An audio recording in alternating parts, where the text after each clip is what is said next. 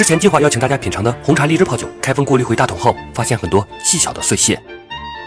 这个简单，用咖啡滤纸过滤一下就行。然而我花了2个小时才过滤出75毫升酒。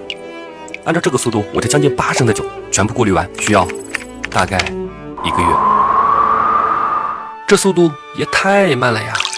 本来想放弃的，但尝了一下口感，荔枝的清甜美妙柔和，红茶的滋味若隐若现，且丝毫没有酒精的刺激感。为了这美妙的口感，值得我琢磨解决方法。首先，我想到做红酒时经常用到的皂土。将皂土软化1天后，倒入到酒液中，沉降了7天，果渣明显的下沉了，但依然有氧化分层，说明还有皂土沉降不下去的果屑。这颜值送不出手啊，还得再想办法。据说高速离心可以分离沉淀，于是我又买了一台离心机，每次倒15毫升6小罐，经过测试，每分钟4000转的功率，离心1个小时，效果最好。然后倒出上面的清澈液体，此时果渣已经沉底了。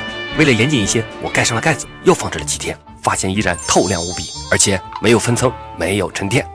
只可惜我买的离心机太小了，1小时只能出80毫升，我总共有8升的酒，全部分离完需要大概半个月，时间还是有点长。但总的来说，用咖啡滤纸或离心的方式过滤掉细小的果渣，酒体就会透亮，而且不会氧化，不会沉淀。大家好奇这又是什么吗？其实我又买了一台果酒过滤机，工作原理类似纯净水的过滤，只是比纯净水过滤的要粗很多，否则过滤完就有可能真成纯净水了。开工，看着浑浊的酒液在5微米的 PP 棉中跳动后，再转入到0.1微米折叠棉中，就简单的2关就困住了果渣。20分钟不到的时间，酒体果然清澈，不由得想起了那句老话：科技是第一生产力。不过我这套滤芯好像废了，但看着透亮的液体，一切努力都值得。好了，我先装2瓶送检，等检测合格后再来联系大家。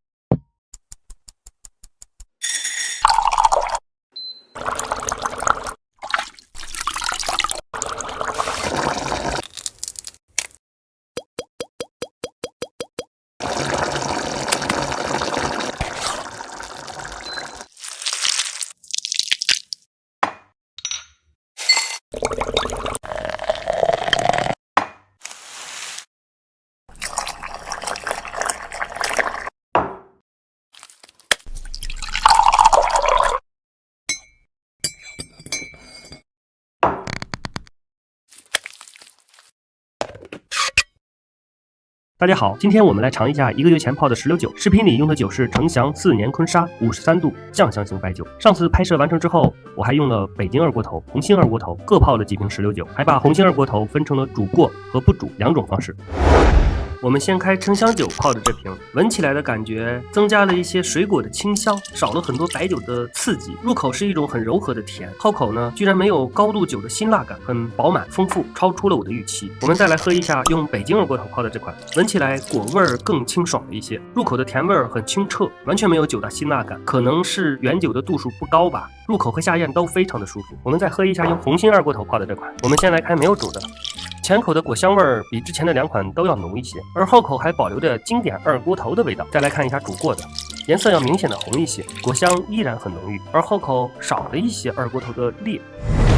开封之后呢，最好当天喝完，喝不完的话就要把酒滤出来，让酒与水果分离，否则呢可能就会变质。下期呢，我们分享一下变质的酒是什么样子的。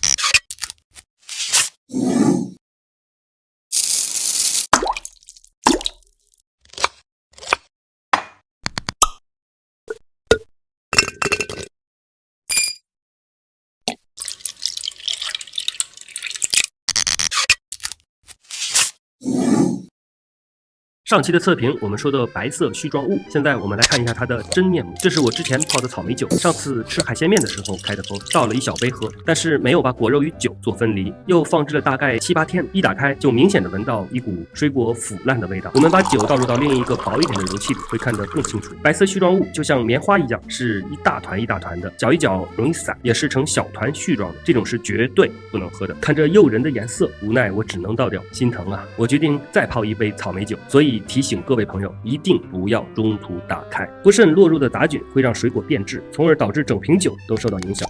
如果开封，先做酒与果的分离。下一期我们来开封橘子酒和菠萝酒。